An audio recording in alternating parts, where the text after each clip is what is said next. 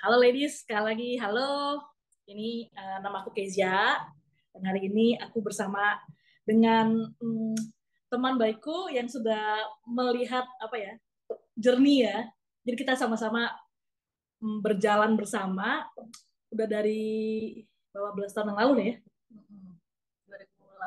ya. 2008. Ya 2008. Jadi buat yang belum pernah, jadi beberapa minggu lalu kita ada sharing-sharing juga kayak gini. Tapi buat yang baru pertama join, aku dan Fani ini udah saling mengenal selama 15 tahun ya kurang lebih. Kurang lebih. Jadi kadang-kadang kalau kita manggilnya Beb gitu ya, Beb lu gue ya udah itu anggap aja ini meja kopi kita bersama ya. Dan tadi yang aku mau sharing sedikit waktu soaking tadi, waktu ditanya, Bapak apa yang paling Bapak sukain tentang aku? Bapak cuma ngomong, gak ada yang aku gak suka. I love every part of you gitu. Karena aku ngerasa itu adalah hati Bapak buat kita semua yang ada di Zoom saat ini. Hmm, mungkin kita sendiri ada hal-hal yang kita nggak suka ya dari diri kita gitu. Mungkin kayak kamu kurang bersih, kurang rajin gitu. Dunia kan selalu kasih pressure ya. Tapi lucunya tuh Bapak lucu dan menyejukkannya adalah Bapak itu selalu melihat kita dengan ya kasih itu ya. I love every part of you. Even hal-hal yang kita kayak nggak suka gitu. Buat Bapak, it's okay. I love that part juga gitu. Ya tentunya kita pelan-pelan sama Tuhan pasti kita akan makin menyerupai dia ya. Tapi bukan berarti hal yang Tuhan lihat itu dia reject enggak. Lalu mungkin Beb, ada yang mau di-share nggak Soki? Enggak sih. Oke. Kalau gitu ya kita langsung aja masuk ke sharing hari ini. Nah sebelum masuk, aku mau izin untuk menggunakan apa tuh namanya Whiteboard. coret-coretan whiteboard di sini ya. Semoga aku coba share ya, semoga terlihat oleh semua. Kelihatan lah ya, putih-putih begitu. Bisa tolong ditulis di chat kalau kelihatan atau enggak.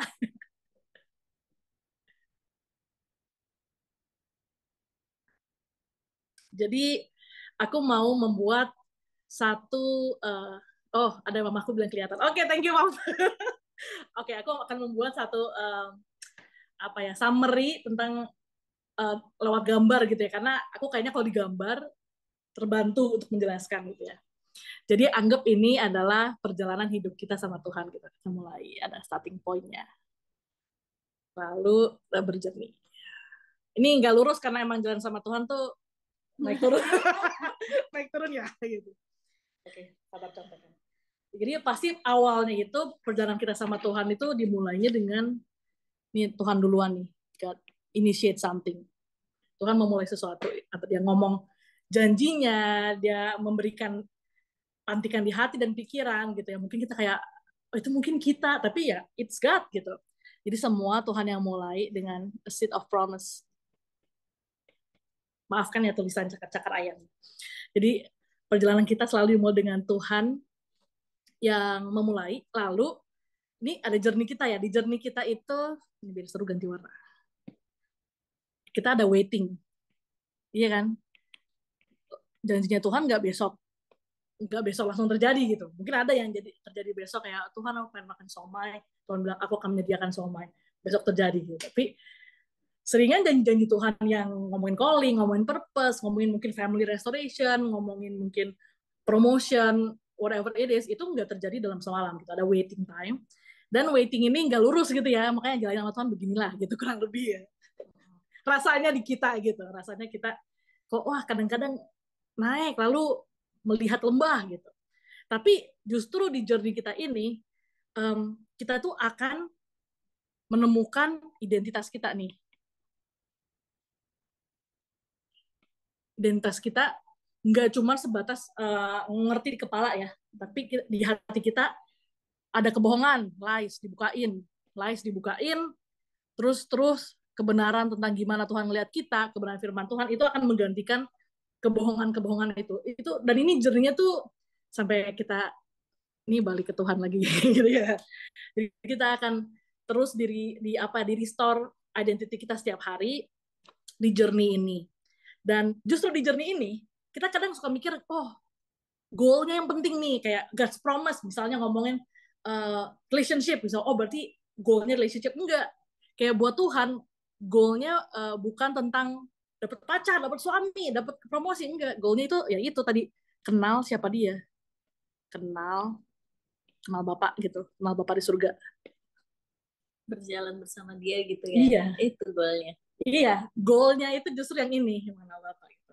Nah, andaikan perjalanannya apa ya, selinear itu ya, tapi kan kita juga ada nih melawan arus gitu ya, asik, anggap aja ini angin arus yang berlawanan dari journey kita gitu ya. Ini culture dunia ada culture dunia, ada standar dunia gitu. uh, Kemarin dan minggu-minggu sebelumnya kita ngomongin tentang shame, rasa kalau kita tuh nggak layak, rasa kalau kita itu shame. Nah, iya, basically shame itu ya kebohongan ya, lies, kebohongan ini, tuduhan, condemnation. Ya fear lah, ini semua tuduhan itu dan lain-lain akan masuk menyebabkan fear. Jadi enemy lah ya, main-mainnya enemy dan dunia gitu. Jadi dalam perjalanan kita ada ini nih, ada arus yang melawan nih, itu ya itu culture dunia dan lain-lain. Nah, sekarang di sini di sesi kali ini kita mau sharing-sharing gimana dari awal tuh jadi personal kita untuk percaya di awalnya gitu kan. Oke, aku stop sharing deh.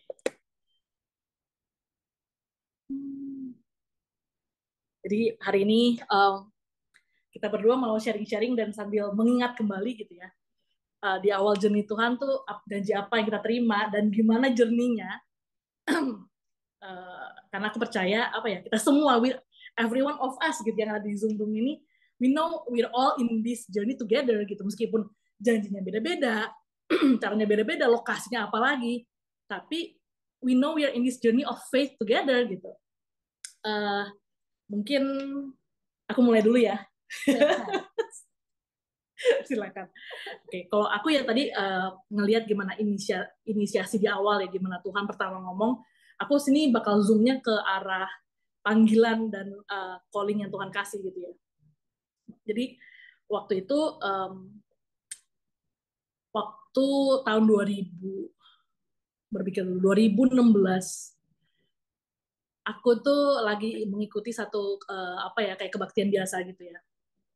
Rada sepi, bahkan kayak aku jadi nemuin bangku sendiri gitu ya, yang lain kosong, dan di tengah-tengah lagi ada worship, aku cuman connect aja gitu sama Tuhan, dan aku tuh dengar Tuhan ngomong, nggak audible, tapi sangat kenceng di hati aku, dan saat itu aku belum pernah Tuhan tuh ngomong sekenceng itu gitu.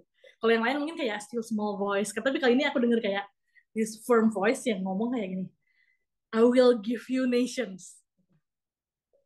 Dan aku langsung kayak, hah? Dan reaksi pertama aku adalah tidak percaya kalau itu suaranya buat aku gitu. Maksudnya aku dengar dan aku juga tahu nih Tuhan, tapi aku merasa oh ini mungkin buat tetanggaku, tapi suaranya bocor gitu, antenanya bocor. Kenapa? Karena buat aku tuh saat itu kayak nations tuh apa sih, traveling apa gimana gitu ya. Aku tuh bukan tipe traveler, nggak suka tuh kayak oh mau ngeliat ini for the sake of kayak liburan gitu. Orang-orang udah pernah bilang Kezia kamu aneh, tapi saat itu memang aku nggak ngerasa that's me gitu. Jadi waktu abis denger ini, jadi journey-nya cukup panjang, beberapa tahun. Tuh Tuhan dari satu kalimat itu Tuhan itu mulai expand gitu. Kalau di dalam hidup ini ternyata it's not just about surviving ya gitu. Karena dulu di pikiran aku ya meskipun udah ikut Tuhan dari Sunday School, udah dari kecil dengerin cerita-cerita Alkitab, tapi aku selalu berpikir kalau sama kayak dunia gitu.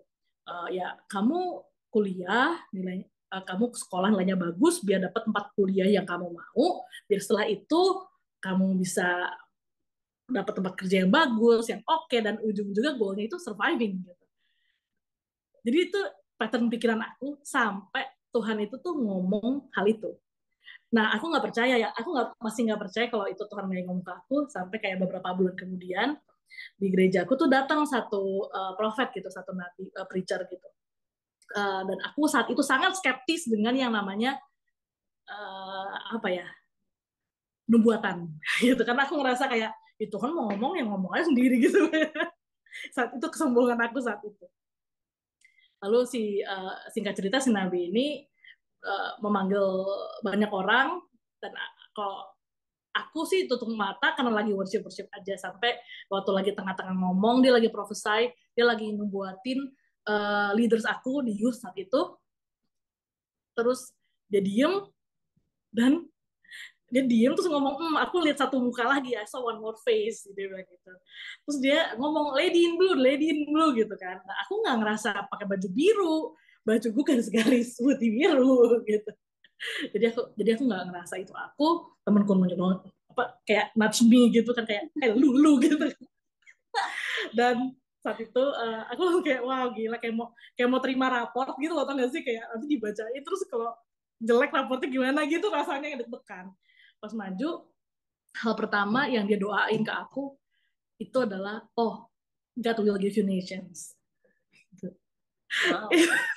Masih ada lagi yang panjang sih, maksudnya belakangnya ada lagi, tapi baru satu kalimat itu aku langsung, aku ambiar sih, kayak apa ya, aku sangat overwhelmed karena ternyata aku tidak salah dengar gitu ya waktu itu.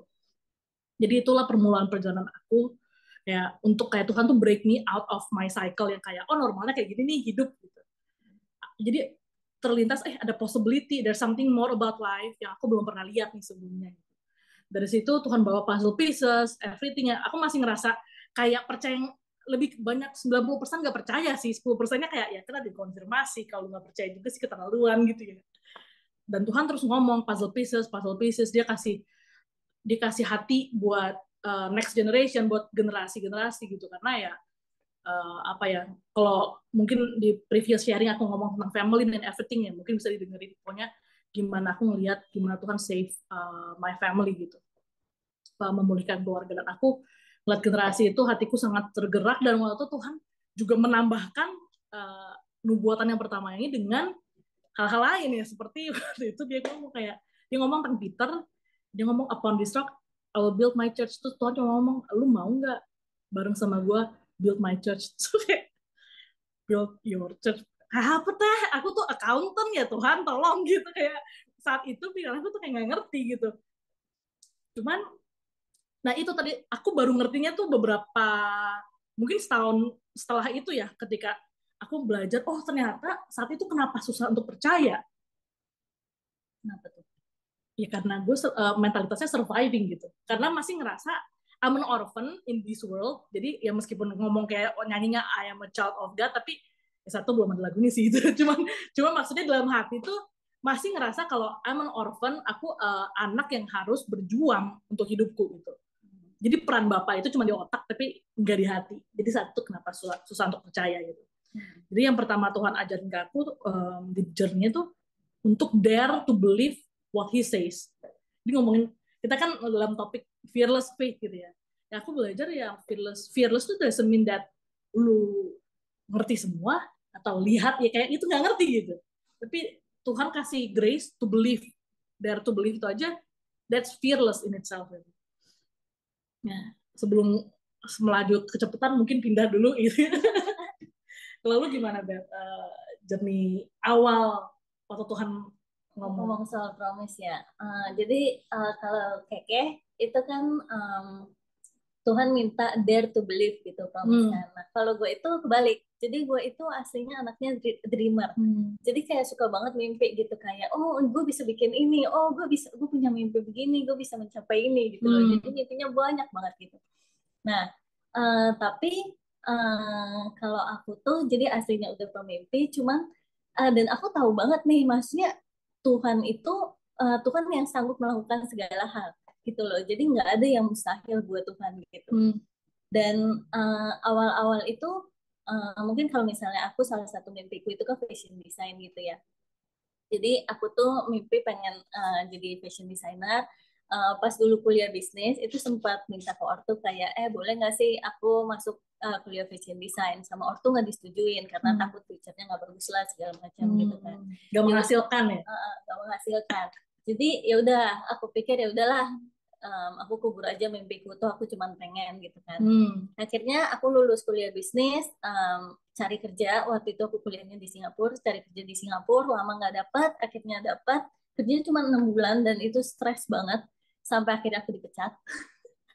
Terus habis itu berusaha cari kerja lagi, tapi dengan aku kerja di kantor yang stres banget dan aku nggak suka, itu kayak membulatkan tekad aku sama memberanikan aku untuk oh ya udah deh, gue nggak mau seumur hidup kerja di kantor gitu loh. Gue pengen ngejar mimpi gue. Akhirnya gue beranikan diri lagi buat minta boleh nggak kuliah desain. Dan maksudnya even kalau misalnya ortu nggak setuju pun, I think aku bakal tetap lanjut gitu. Jadi karena kegagalan sebelumnya, tapi mencoba yang lain juga nggak apa ya? Kayak nggak pengen. That's just not me gitu ya? Iya, kayak gue pengen pursue mimpi gue ini gitu loh. Terus akhirnya bilang ke ortu, ya udah akhirnya dikasih kalau mau kuliah desain lagi boleh. Akhirnya aku lulus kuliah desain gitu kan. Terus ya lulus kuliah desain. Terus setelah lulus itu aku balik Indo, dan waktu itu pas aku pulang Indo, aku, papaku, mamaku itu punya rencana yang beda-beda buat aku. Jadi papaku tuh mau aku bantu di perusahaan dia. Mamaku itu mau aku kerja di kantoran di SCBD gitu-gitu karena dia takut aku nggak dapet jodoh. Jadi dia maunya kerja kantoran biar di sana ketemu jodoh. Iya, biar ketemu jodoh gitu. Terus kalau aku sendiri, aku tuh pengen bikin my own fashion brand gitu loh. Jadi karena maksudnya aku mikir ya ini kan hidup aku ya udah dong aku bikin aja nih, maksudnya iseng-iseng bikin baju bridesmaid buat temanku gitu. Tapi ketika papaku lihat aku sibuk jahit-jahit kayak gitu, dia tuh marah. Dia bilang kayak mau ngapain sih kerja kayak gitu loh.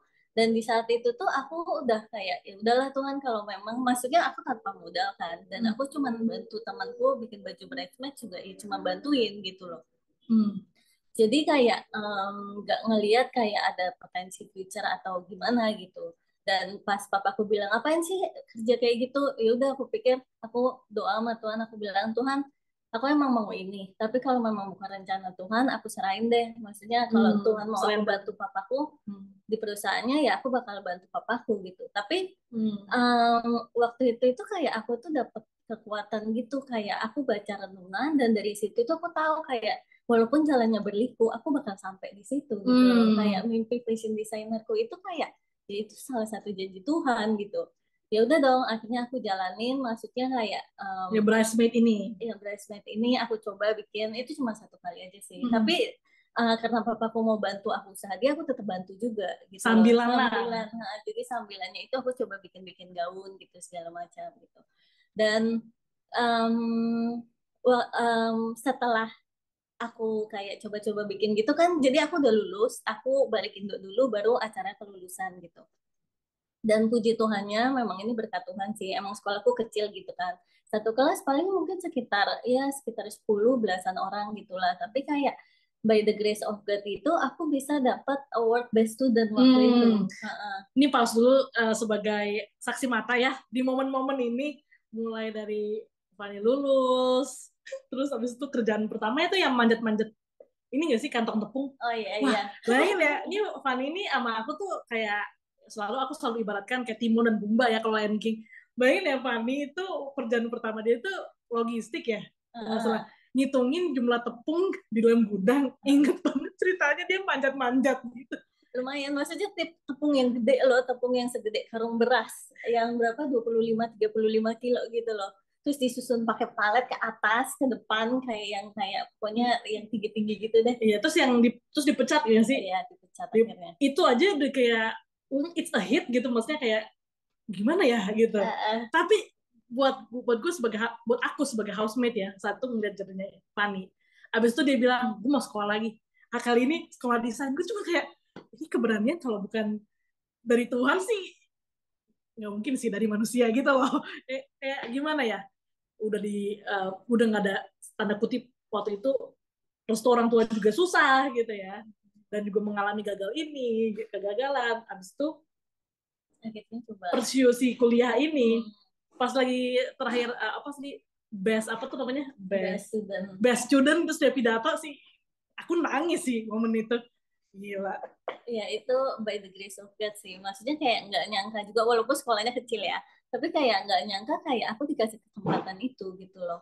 Dan itu yang papaku yang tadi awalnya kayak kekeh banget, kayak ngapain lo kerja desain gitu, ngelihat aku dapat award best student itu, dia malah jadinya oke, ya udah lo mau desain nih gue kasih modal gitu, walaupun nggak besar ya waktu itu. Ya kalau mau bilang nominal boleh. Ya sekitar waktu itu 10 juta gitu, tapi itu sekitar 2000 berapa ya, 2016 2017 gitu. Dan maksudnya jujur kalau untuk modal fashion itu nggak besar gitu. Jadi untuk ya udahlah coba-coba aja gitu. Nah cuman jadi aku coba fashion itu, tapi juga karena maksudnya kayak aku kurang pengalaman, kurang resources, kurang modal, segala macamnya, jadi emang nggak berhasil juga waktu itu gitu loh. Dan apa ya, yang lucunya itu, jadi kayak tiap kali misalnya aku awalnya mimpi gitu kan, aku bisa mimpi, oh ya aku bakal jadi fashion designer, aku bisa bikin ini, bisa bikin itu gitu, tapi kayak nggak langsung kesampaian gitu loh. Even right now aja sekarang itu aku masih in the journey of ya probably this time aku bisa ngelakuin, bisa mimpiku itu bisa tercapai gitu loh. Tapi kayak nggak segampang itu, dan ya banyak kegagalan, banyak rintangan juga. Jadi tadi abis si sekolah itu baru yang bridesmaid kan ya? Iya. Baru bikin baju pesta, terus baju anak nggak sih? Ya, sempet bikin baju anak juga. Baju pesta nggak jadi. Work out, ya udah aku berhentiin dulu karena pusing sama tukang jahit, pusing sama klien gitu. Soalnya aku bikinnya custom gown gitu kan. Akhirnya udah kurang modal juga, akhirnya aku ya udah aku desain untuk berhentiin. Terus habis itu aku mikir, oke, apa aku coba ya di baju anak gitu loh. Karena aku memang punya passion di situ juga gitu kan. Jadi aku coba produksi, tapi ya sama karena terhalang modal juga, terhalang modal sih basically, dan mungkin masih adalah pengalaman yang kurang gitu, akhirnya itu juga nggak jalan, dan ya udah stok mati di rumah gitu untuk saat ini. Ya. Terus waktu itu kan sempat ngomongin kalau desain itu kan sebenarnya yang apa sih, extension ya? Ya. Extension of who you are gitu nggak sih? Extension of your identity gitu.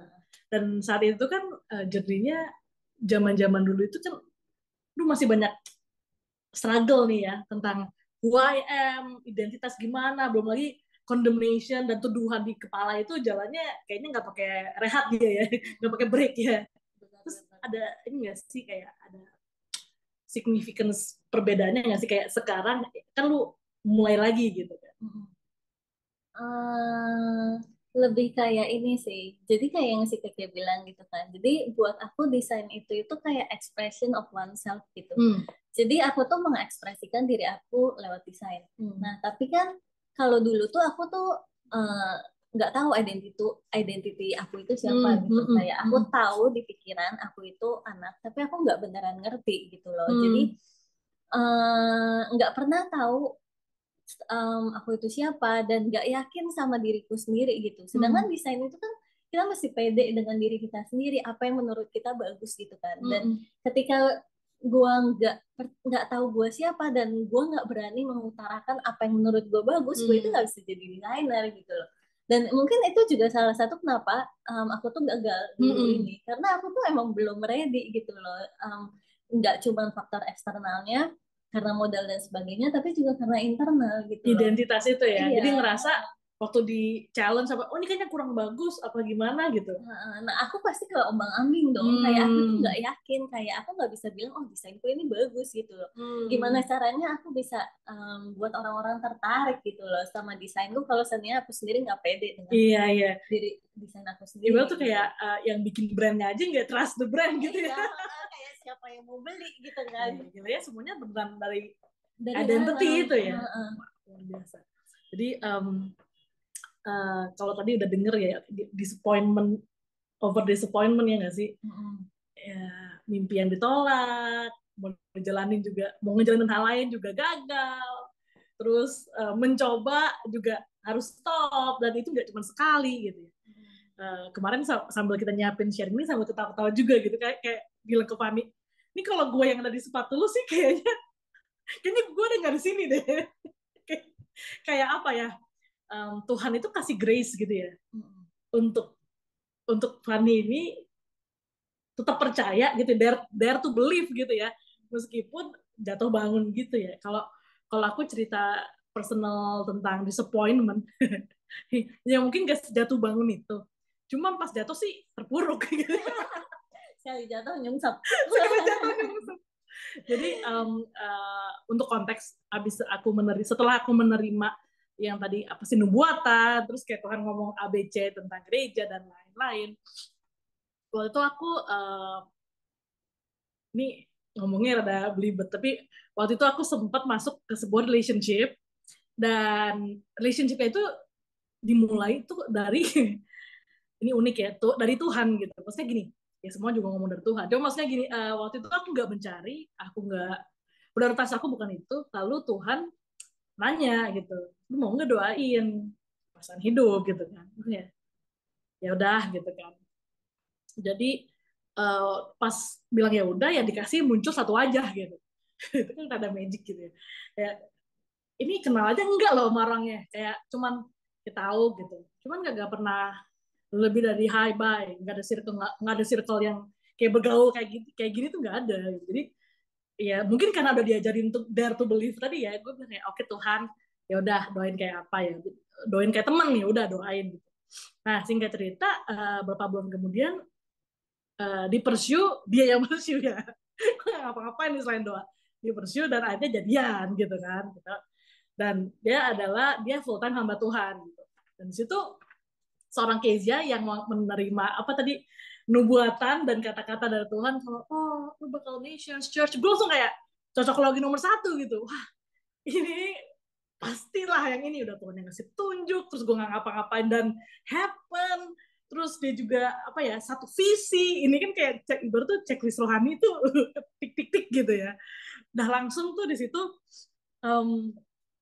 aku membayangkan masa depan bersama dia gitu, membayangkan wah suatu hari ini gue akan meninggalkan kerjaan accounting gue dan buat apa yang namanya mendampingi ya, berusukan ke desa, beratapkan rumbia. Ya namanya wanita ya, kayak imajinasinya cukup ekstra gitu untuk waktu ngomongin relationship gitu. Jadi udah kayak oke Tuhan, siap Tuhan jadi ibu PDT gitu kan saat itu. What happened was it doesn't work out, it didn't work out gitu, relationshipnya nggak work out. Ini mungkin for another ini ya sesi ya, karena ini kayaknya sesi 1 bulan ya untuk wanita-wanita ngomong relationship. Cuman intinya tidak terjadi, dan di situ aku bertanya gitu, bagaimana Tuhan gitu ya. Yang lebih bikin bingung adalah ketika ada orang, jadi kan ya karena kita konteks cari circle gereja ya, ada orang dalam gereja itu yang mengetahui the whole story, apalagi itu cukup dipublish, dan abis itu ditanyalah aku, kalau dari Tuhan kok putus gitu ya, kok putus.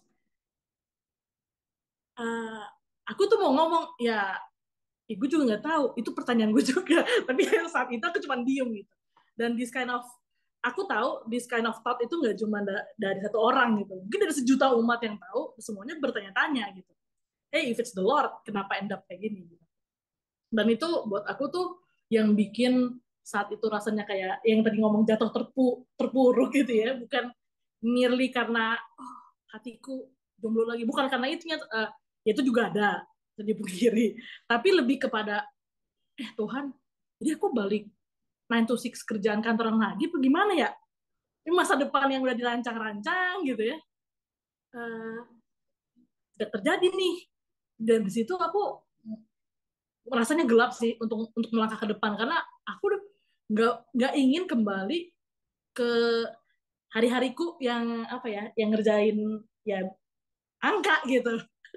Ngomong-ngomong aku kerja accountant 8 tahun ya, tapi waktu sama Tuhan dikasih words, dikasih ada journey-nya juga, ternyata pelan-pelan tuh Tuhan lead aku sampai punya desire hati yang ya aduh aku pengen serve God dengan cara yang lebih eksklusif gitu buat Tuhan di dalam gereja. Ya susah ngomong ya, kita semua melayani Tuhan dimanapun kita berada, tapi personally buat aku, I felt called gitu to the church, to the body gitu. Dan satu hal yang ngomongin, waktu aku lagi di kegelapan itu, Tuhan itu ngasih permisalannya kayak gini, lewat waktu itu ada couple di sel group yang ngalamin di kehilangan anak gitu, kehilangan babynya jadi keguguran, dan waktu itu Tuhan ngomong, it's okay if you don't understand now, nanti baru ngerti gitu ya.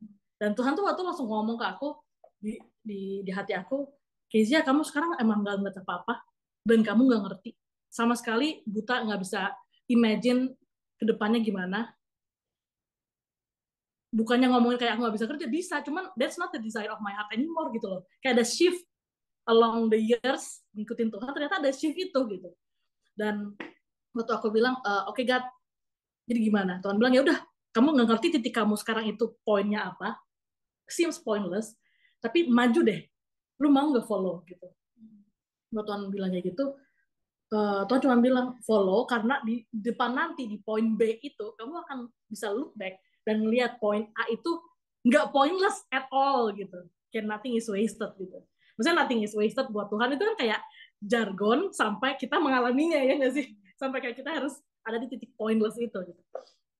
Dan ya itulah, aku melanjutkan perjalanan ya, nanti ada ceritanya gitu ya.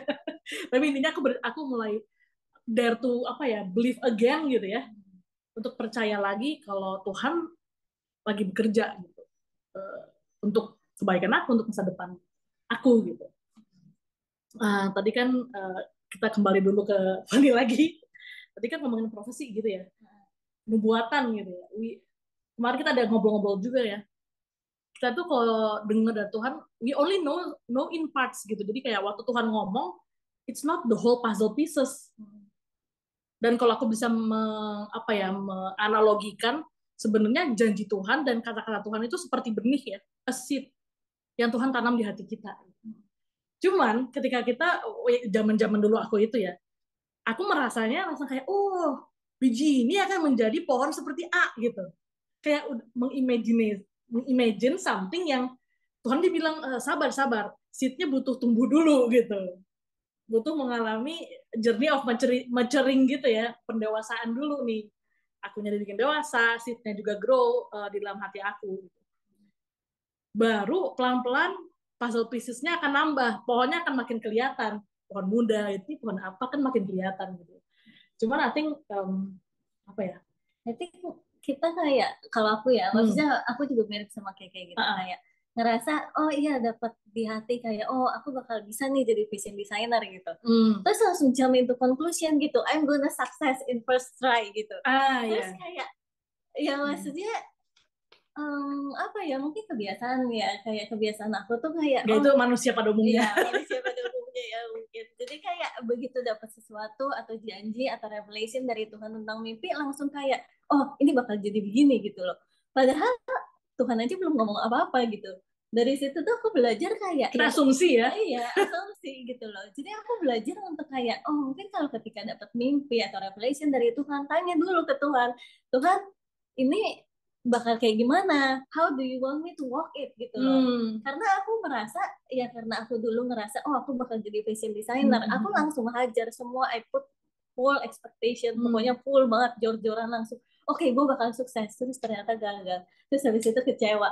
Terus habis itu kayak kecewa, marah sama Tuhan. Terus dipikir-pikir lagi sekarang, ya mungkin Tuhan bisa bilang kan gue nggak bilang apa, belum bilang apa-apa, belum ngasih instruksi, lu langsung hajar.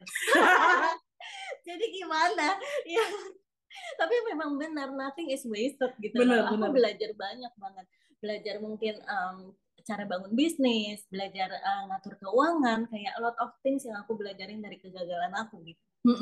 Dan dalam proses itu juga yang tadi dibilang kayak aku nemu identity aku gitu, dan itu yang bakal jadi fondasi aku juga untuk bangun bisnis. Setuju. Dan fondasi untuk ya do life lah gitu. Benar, kayak setelah menjalani beberapa lama dari poin yang tadi gue bilang gelap itu, Tuhan tuh juga nunjukin ya, Kezia, kamu itu percayanya gini, kamu wanita, masa Tuhan panggil tanpa suami, gitu loh.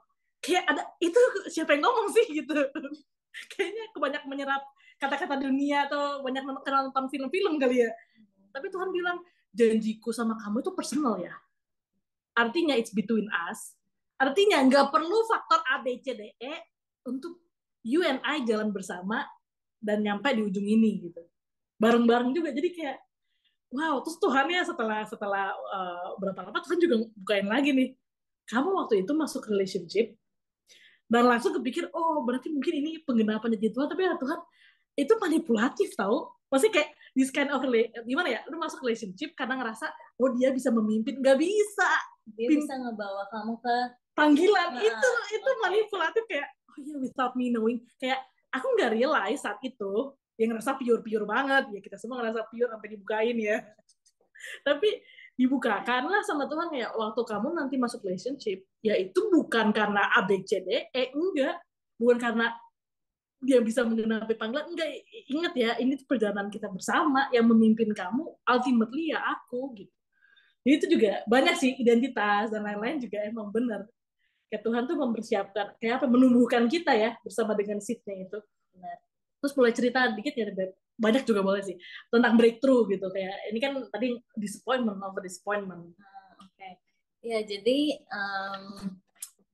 aku cerita backgroundku sedikit ya.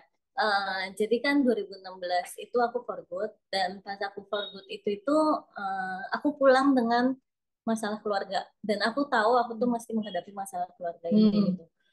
Dan jujur kayak over the years itu makin parah, bukannya makin baik gitu. Dan itu tuh beneran bikin aku kayak kecewa banget sama Tuhan, kayak Tuhan, kayak aku sama adikku udah doa untuk family restoration gitu, kayak dari aku kecil istilahnya gitu.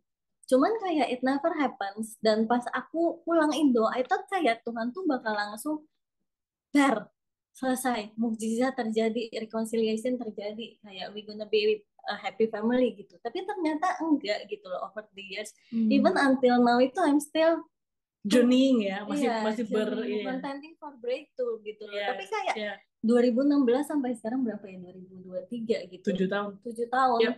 Dan itu tuh udah kayak my hope itu udah kekikis, my strength itu udah kekikis gitu loh. Kayak it's years kayak ngelihat nggak ada perubahan, dan ngelihat maksudnya kayak kok begini terus sama terus, udah hope-nya udah makin tipis, terus kekuatan udah nggak ada seiring dengan berat badanku yang makin turun. Iya. Dia kalau stres nggak bisa makan. Kalau gue jalan terus, kenapa ya? Jadi kayak beneran kecewa sama Tuhan gitu. Dan pas 2019 itu kayak Tuhan tuh sempat nanya aku gitu. Itu aja aku ngerasa 2019 aku udah ngerasa berat gitu. Dan Tuhan nanya, kalau if I never heal your family, will you still follow me? Kalau kerjaan lu nggak kemana-mana, will you still follow me? Kalau financial lu juga nggak improve, will you still follow me? Kalau ministry lu, apa yang lu lakuin nggak impactful, nggak menghasilkan apa-apa, will you still follow me? Itu Tuhan nanya aku kayak gitu kan. Pas itu aja aku udah ngerasa berat, dan aku tuh udah gak bisa jawab gitu loh. Aku aja udah kayak udah capek lah ikut lu Tuhan gitu istilahnya. Terus akhirnya cuma setelah aku pikir 1 minggu, dan aku bilang kayak udah Tuhan, I will follow you gitu loh. Dan I thought ya itu udah kayak udah lowest point of my life, tapi ternyata ada yang lebih lowest lagi. Serius. Dan maksudnya kayak masalah keluarganya bener-bener kayak nggak terselesaikan, dan ada kalanya situasinya itu benar-benar parah. Terus habis itu ditambah waktu itu aku putus dari pacar pertama, jadi kayak aku tuh udah beneran kecewa banget sama Tuhan. Kayak I thought ngikut Tuhan itu bakal ada something like you gonna save me, save my family. Terus kayak aku di relationship yang I thought Tuhan allow juga, tapi ternyata ujungnya putus. Kayak why you allow all this disappointment gitu loh di aku gitu. Kerjaan aku nggak kemana-mana, mimpi jadi fashion designer nggak kemana-mana. Walaupun aku selalu cukup ya, puji Tuhan, maksudnya Tuhan selalu kasih aku kecukupan gitu. Dan kekecewaan itu tuh beneran gede banget, sampai aku tuh kayak nyerah deh, Tuhan aku udah nyerah, terserah lo mau ngapain, udah gak peduli. Dan pas gue udah buat itu, justru kayak aku belajar untuk let go of the steering wheel gitu loh. Steering wheel of my life gitu. Jadi melepaskan kayak, kontrol ya akhirnya. Kayak Tuhan terserah lo. Dan aku gak nyadar aku itu pegang kontrol sekuat itu ternyata gitu loh. Sampai akhirnya udah nggak ada kekuatan sama sekali, udah Tuhan terserah gitu. Aku lepasin mimpi aku buat jadi fashion designer, family reconciliation, terserah. Nggak Tuhan, aku kayak nggak ngelihat jalan sama sekali deh, udah terserah gitu. Terus sampai akhirnya, jadi aku jalan in hopelessness itu, ngerasa stuck for quite some time. Dia tahu. Oh iya. Dia selalu yang aku ceritain kayak gue stuck nih, gue udah nggak tahu mesti ngapain, kayak kenapa begini terus gitu. Sampai akhirnya ada satu poin di mana Tuhan itu naruh di pikiran aku, lu itu punya power atas situasi lo. Maksudnya situasi yang lo hadapin sekarang, lo itu selalu punya pilihan. Gitu. Lo bukan korban dari situasi. Yes. Gitu. Terus habis itu di situ tuh aku mikir kayak tiba-tiba kayak ting gitu loh. Light bulb moment ya. Jadi walaupun maksudnya familyku kayak begitu, maksudnya aku masih nggak ada jalan untuk jadi fashion designer mungkin, memang nggak ada jalan gitu kan. Tapi aku mikir kayak, oh maybe I can do something gitu loh about my life. Maybe I just try one more time dengan apa yang ada. Dengan sesedikit yang aku punya, mungkin aku bisa coba sekali lagi untuk jadi fashion designer. Jadi ketika ada light bulb moment kayak iya ya, ternyata gue bukan korban gitu ya. Iya, gue bukan korban. Ada pilihan di tangan dan di situ lu mulai kayak why don't I gitu ya. Iya, cuman try again dengan apa yang gila. Beneran so good, God. Coba aja. Ya kenapa nggak coba aja gitu. Just that thought gitu loh. Dan ketika sama itu kayak muncul hopelessness yang tadi menyelimuti aku, tiba-tiba kayak there's this glimpse of hope yang muncul yang kayak tuing dikit gitu loh. Wow. Terus habis itu kayak dari situ itu kayak Tuhan tuh mulai kerja kayak aku ngerasa aku dapet ide, oke, aku mau bikin baju wanita ready to wear yang kayak apa. Itu kayak pelan-pelan muncul. Terus habis itu aku yang sebelumnya sama sekali nggak ngerti what is fashion campaign itu, karena itu perlu banget untuk marketingin baju fashion gitu kan. Tiba-tiba kayak ada aja muncul ide kayak, oh lu bisa buat kayak gini, bisa buat kayak gini, bisa buat kayak gini gitu loh. Yes. Terus habis itu dan apa ya, semua itu muncul satu persatu ketika I just start to think, oke, gue coba aja. Terus muncul, buat baju apa. Habis itu baru muncul lagi, desainnya kayak apa. Habis itu muncul lagi kayak option di mana aku tuh bisa ikut kelas bisnis untuk nge-equip aku. Terus habis itu kayak terus ketika aku stuck sama desain, habis itu tiba-tiba muncul aku lagi jalan-jalan di mall, terus habis itu lagi mampir ke Zara, terus teman bilang kayak, ya udah lihat aja Zara Kit. Terus aku dapat inspirasi desain dari situ. Terus habis itu kayak lagi nyari konveksi, ketemu konveksi yang MOQ-nya kecil. Jadi karena kayak MOQ apa? minimum order quantity. Oh ya, maaf bukan anak. Iya. Jadi kayak maksudnya beneran I just feel this time is different gitu loh. I don't know what gitu. Maksudnya kayak ini beda karena aku ngerasa Tuhan tuh beneran leading me along the way gitu. Yang nggak seperti aku dulu kayak jor-joran hajar sendiri gitu. Mungkin karena waktu itu memang belum waktunya gitu loh. Ya, dan lu juga belajar tentang you have a father gitu ya. And you're not an orphan ya, kayak semua gue harus usahakan. Iya, gue harus maksa, gue mesti gila-gilaan jor-joran sama siapa, stres baru gue sukses. Ya, I mean dunia pasti begitu. Kalau lu nggak stres lu nggak bakal sukses gitu. Padahal Tuhan bikin kita nggak gitu ya, enjoy me gitu. Bener. Dan sekarang tuh kayak ketika aku udah mulai stres, justru aku nyadar kayak berarti aku udah mulai take matters into my own hand. Kalau udah mulai stres berarti udah mulai ngontrol lagi ya. Jadi aku tuh langsung kayak let back, kayak udah Tuhan, gue tahu lo itu punya solusi. Dan benar, maksudnya I just wait gitu dan kayak nunggu Tuhan ngasih solusinya gitu, sambil maksudnya aku cari informasi atau apa gitu kan, tapi enggak, I'm not stressing it out kayak ini harus begini enggak gitu. Aku beneran belajar untuk kayak this journey itu aku juga belajar untuk let the Holy Spirit lead gitu, kayak every step of the way gimana aku bikin bisnis ini gitu. Iya. Terus seingatku pernah ingat, maksudnya seingatku ada words yang lu pernah dapat juga pesan profetik tentang bisnis lo. Iya nggak sih? Iya. Jadi waktu itu ikut SOW kan, School of Worship, dan waktu itu sempat diprofesai sama Pak David gitu. Salah satunya itu dibilang, kamu itu lagi bikin bisnis ya, it will be a glorious one gitu. Dan waktu itu aku lagi bikin baju anak. Dan I thought kayak ya aku aminkan aja. tapi setengah percaya setengah enggak, dan aku cuma cerita ke Keke gitu, dan satu temanku lagi waktu itu, dan aku mikir kayak oh ya udah mungkin yang ini bakal jadi gitu, tapi ternyata nggak jadi juga. Ya sama at that time ya aku masih mikir oh dapat prophesy nggak nanya instruksi Tuhan kayak ini yang mana, langsung aja hajar, mikir kayak oh iya yang baju anak bakal jadi, ya ujung-ujungnya kecewa, tapi kecewa karena ya karena salah tafsir. Salah tafsir. Tapi itu normal nggak sih kita salah tafsir? I think so. Dan jujur ya, maksudnya gue kayak inget cerita Musa sih. Kayak Musa itu I think dari kecil juga dia ngerasa dia itu different, the chosen one ya, dia tahu lah beda. Dia bakal bawa bangsa Israel keluar dari Mesir. Tapi maksudnya belum waktunya, dan dia berusaha melakukan dengan caranya sendiri, akhirnya dia bunuh orang Mesir itu. Bener juga, iya. Akhirnya dia kabur. Sampai akhirnya waktunya udah tepat, Tuhan panggil dia balik, dan Tuhan do miracles through him gitu. Betul banget. Nggak ada kayak apa ya, udah siap untuk otoritas yang akan Tuhan percayakan, yang kayak ya lu nggak perlu bunuh siapa-siapa, cukup mengadakan tanda-tanda ya sih, apa sih, itulah kan tanda mujizat ya, sekolah kayak ini Tuhan lah yang all powerful gitu ya. Tapi waktu dulu dia merasa gue spesial tapi identitas belum kelar, jadinya menggunakan cara sendiri. Wow, luar biasa. Terus ada teman yang bermimpi ya? Oh iya, jadi jadi aku jujur ya, maksudnya aku ngejalanin. Jadi aku sekarang coba untuk bikin baju lagi, tapi dengan apa ya?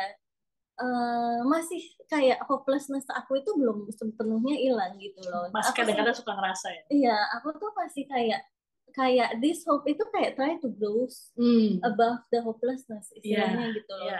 Jadi aku tuh cuman kayak ya udah aku jalanin dengan mikir kayak ya mungkin jadi mungkin enggak, karena memang aku udah kecewa banget sama Tuhan, kecewa banyak banget, kekecewaan gitu kan, dan nggak tahu apakah yang ini bakal jalan apa enggak. Tapi kayak I just keep going aja, one step at a time gitu, dan ngerasa ya emang Tuhan menyertai. Dan waktu itu juga aku sempat mikir kayak oh kalau seandainya aku bisa bikin fashion show gitu kan, kayaknya aku bakal nangis terharu deh. Dan setelah itu I think lumayan lama sih, ada temanku yang udah lama banget gak kontak, tiba-tiba dia chat aku, dia nanya apa kabar, gue mimpi lu loh semalam, dia bilang gitu. Terus dia bilang gue mimpi lu itu ngadain fashion show, terus lu nangis. Terus aku tuh nggak ingat aku tuh pernah mikir kayak oh aku pengen bikin fashion show, maksud apa kayak itu nggak keinget gitu loh, keinginan itu sampai pas dia ngomong, terus habis itu Tuhan ingetin, iya kayak lu pernah lo lu pengen bikin fashion show terus nangis, kayak iya juga. Terus habis itu awalnya mikir oh iya mungkin gitu, kayak belum ngeh gitu kan. Terus makin lama aku pikir baru ngerasa oke ini tuh conviction ya, kayak oh ya I can do this gitu loh. Dan dulu kan maksudnya waktu dari yang kata-kata apa penguatan tentang si glorious business sampai mimpi ini kan lu maunya sebenarnya nggak nggak diceritakan ke banyak orang ya. Karena iya benar, maksudnya ya karena I think shame itu salah satunya. Gimana kalau gagal terus habis itu orang bilang loh kok gagal lagi, kok lu bikin usaha nggak ada yang jadi. Jujur maksudnya itu apa sih, itu voice of shame gitu kan, makanya kayak aduh gimana deh kalau Tuhan ngomong tar kagak kejadian gitu ya. Tapi itu kenapa sekarang Bani nih ngomong nih? I think mungkin karena udah growing juga kali ya, udah ngerasa kayak even kalau misalnya yang ini pun nggak jadi, kayak gue tahu I do this journey with God, yang kayak Tuhan kayak bilang tadi, kayak the goal is not the promise, tapi ya perjalanan sama Tuhan gitu loh. So bener-bener, jadi kalau it's glorious ya it's God, kalau it doesn't work and this one ya ada testimoni lain gitu ya. Ya kemarin waktu sambil ngobrolin ini aku jadi apa ya, mau summarize si taktiknya enemy ya, taktiknya dunia dan enemy untuk membunuh mimpi yang Tuhan sebenarnya udah taruh di kita ya, yang tadi awal dibikin kita jadi nggak berani percaya, terus dibikin ya, apa ya, dikasih shame gitu ya, dikasih tuduhan bla bla bla, sampai kita ada identitas kita diserang, sampai kita ngerasa ini insignificant banget deh, kayaknya gue nggak bisa deh disqualifying myself gitu jadinya, karena ngerasa kayaknya nggak bisa gitu ya.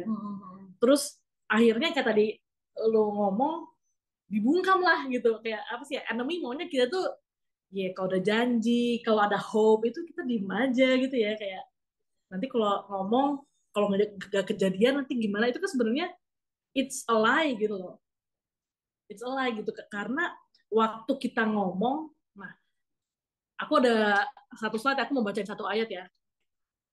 Dari Kisah Para Rasul Acts 2:17. This is what I will do in the last days. I will pour out my spirit on everybody and cause your sons and daughters to prophesy. Kalau di terjemahan yang BIMK dibilangnya dengan bahasa sehari-hari ya, dia ngomongnya gini, anak-anak laki-laki dan anak-anak yang perempuan akan memberitahukan kepadamu hal-hal yang aku beritahukan kepada mereka.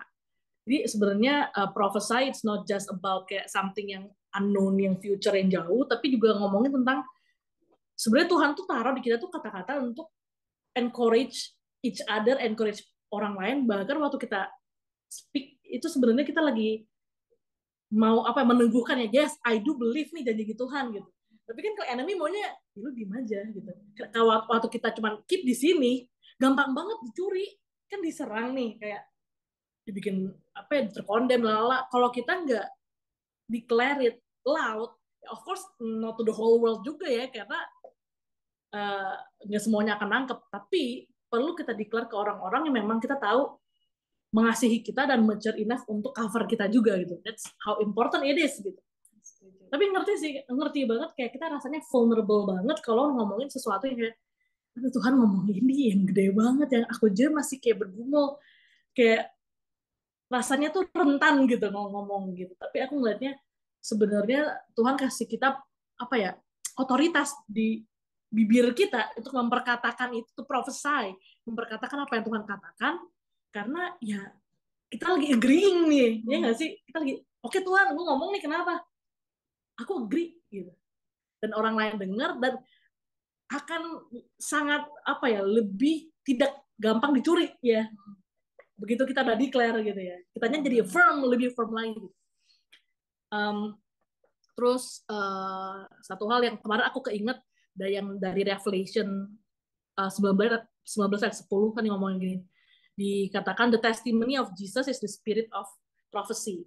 Kata apa testimony of Jesus, jadi semua cerita kita kan bukan tentang kita ya, tapi tentang apa yang Tuhan kerjakan dalam kita.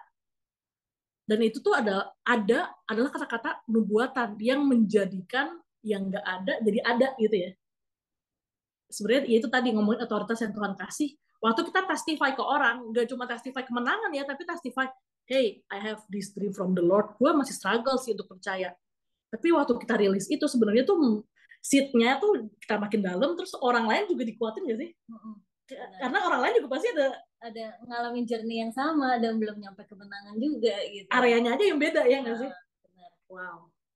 And like you said, kayak ya Tuhan aja menciptakan dunia ini dengan kata-kata, ya kan? Kayak that we actually asked to do the same gitu, untuk declare gitu kan. Ya. Mimpi yang belum jadi, tapi ya probably udah jadi gitu loh, in spiritual world. Yang di tempatnya kita nggak bisa belum lihat lah ya. Ya. Dan mungkin untuk menutup nih, aku ada satu slide. Aku summarize tentang fearless faith ini. Perjalanan kita masih berlanjut ya. Mungkin ada yang mau ngobrol atau yang mau share atau gimana. Pas kita ada Women's Talk Hybrid bisa datang lah share-share gitu. The thing about fearless faith itu bukan berarti kita itu nggak pernah takut atau discourage atau tadi ada rasa hopeless, enggak. Tapi kita dare mau gitu, dare to believe meskipun nggak masuk di akal dan budget kita, iya nggak sih? Fearless tuh berarti kita dare to believe, dare to try again, mencoba lagi.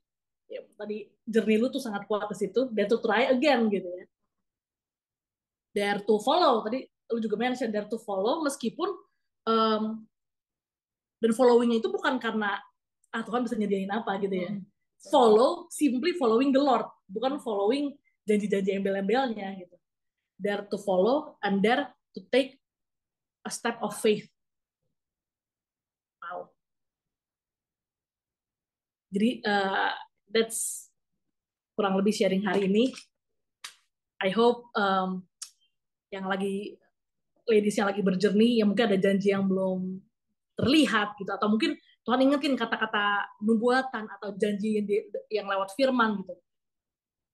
Aku mau invite kita semua untuk have this fearless faith and dare to believe, dare to try again, dare to follow, and dare to take a step of faith. Sekian dari kita.